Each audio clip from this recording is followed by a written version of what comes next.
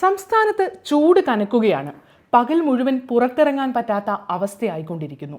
സൂര്യാഘാതം, സൂര്യതപം, നിർജ്ജലീകരണം തുടങ്ങി നിരവധി ഗുരുതരമായ ആരോഗ്യ പ്രശ്നങ്ങളും ഉയരുന്ന ചൂടിനൊപ്പം എത്തും.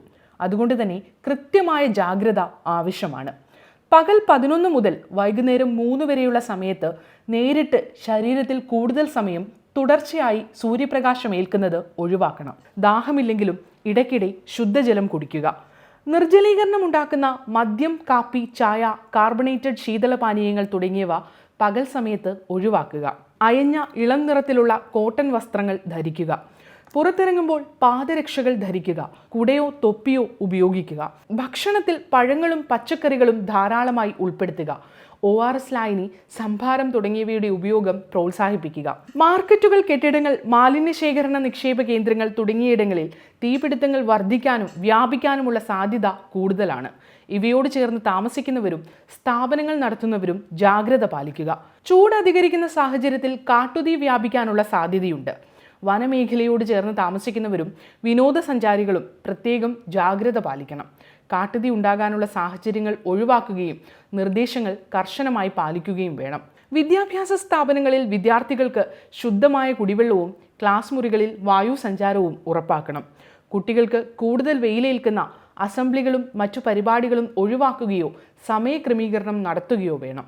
യാത്രയിൽ ഏർപ്പെടുന്നവർ ആവശ്യമായ വിശ്രമത്തോടെ യാത്ര തുടരുക. കയ്യിൽ വെള്ളം കരുതുക. നിർമ്മാണ തൊഴിലാളികൾ, കർഷക തൊഴിലാളികൾ, വഴിയോര കച്ചവടക്കാർ, മറ്റേതെങ്കിലും കാഠിന്യമുള്ള ജോലികളിൽ ഏർപ്പെടുന്നവർ എന്നിവർ ജോലി സമയം ക്രമീകരിക്കുക. ജോലിയിൽ ആവശ്യമായ വിശ്രമം ഉറപ്പുവരുത്തുക. ഇരുചക്ര വാഹനങ്ങളിൽ ഓൺലൈൻ ഭക്ഷണ വിതരണം നടത്തുന്നവർക്ക് ചൂടേൽക്കാതിരിക്കാൻ ഉതകുന്ന വസ്ത്രം ഉറപ്പാക്കുകയും യാത്രക്കിടയിൽ വിശ്രമിക്കാനുള്ള അനുവാദം നൽകുകയും വേണം. ഉച്ചവെയിലിൽ കന്നുകാലികളെ മേയാൻ വിടുന്നതും മറ്റു വളർത്തുമൃഗങ്ങളെ വെയിലത്ത് കെട്ടിയിടുന്നതും ഒഴിവാക്കണം. മൃഗങ്ങൾക്കും പക്ഷികൾക്കും ജലലഭ്യത ഉറപ്പാക്കുക. കുട്ടികളെയോ വളർത്തുമൃഗങ്ങളെയോ പാർക്ക് ചെയ്ത വാഹനങ്ങളിൽ ഇരുത്തിപ്പോകാൻ പാടില്ല.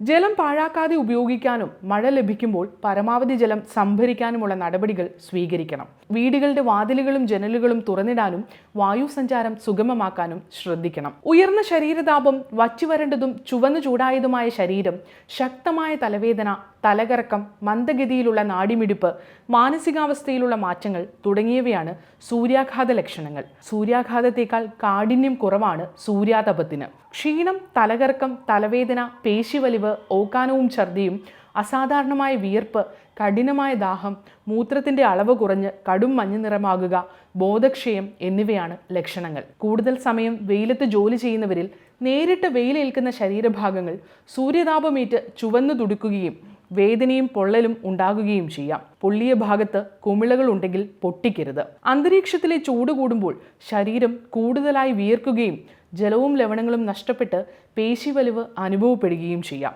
വിയർപ്പ് കാരണം ശരീരം ചൊറിഞ്ഞു തിണർക്കുന്ന ചൂടുകുരു കുട്ടികളെയാണ് കൂടുതൽ ബാധിക്കുന്നത്. വെയിലേൽക്കാതിരിക്കുകയും തിണർപ്പ് ബാധിച്ച ശരീരഭാഗങ്ങൾ ഈർപ്പരഹിതമാക്കുകയുമാണ് പ്രധാനം. ക്ഷീണമോ സൂര്യാഘാതമേറ്റതായോ തോന്നിയാൽ ഉടനെ വിശ്രമിക്കുകയും വൈദ്യസഹായം തേടുകയും ചെയ്യുക.